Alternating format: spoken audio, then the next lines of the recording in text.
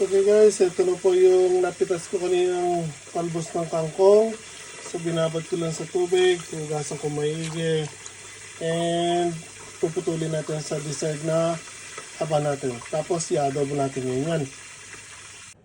Okay guys, so ito magigis tayo ng bawang, sibuyas. So meron akong tira kanina na pula.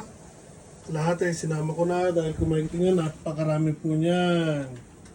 So meron tayong pritong isda dyan. And dinidepros ko yung giniling. Dito po tayo magluluto.